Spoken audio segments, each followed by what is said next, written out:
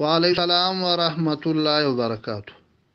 یو ملګری دا پوښتنه کړې ده چې یو مولوي صاحب څخه ما دا مسله واورېدله چې هغه داسې بیان کوو چې که سړی له خپل کور والا سره ساعت تېروي بیا په تی باندې خوله ولګوي نو که د شوق په حالت کې بیا شیدې تېره سي نو حرمت نه راځي، یعنې نکاح نه خرابېږي.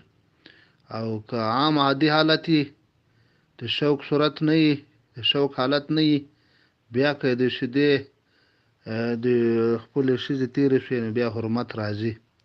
نو دا مسله څنګه ده؟ نو دې مسلې جواب داسې ده چې دا مجلس بې حقیقته بې بنیاده مجلس ده. دا خبره صحیح نه ده.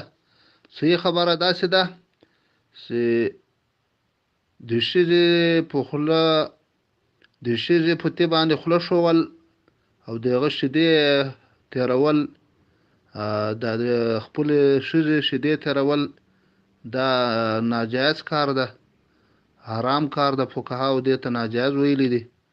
پاتې شو دا مجلس چې نکاح ته نقصان رسوي که نه رسوي. په دې سره نکاح ته کوم نقصان نه رسېږي، یعنې په دې عمل سره نکاح نه ختمیږي، نکاح برقراره ده. قسم دا کار چې د خپلې ښځې شیدې د یې تېرې کړي دا ناجایز کار ده، ناروا کار ده.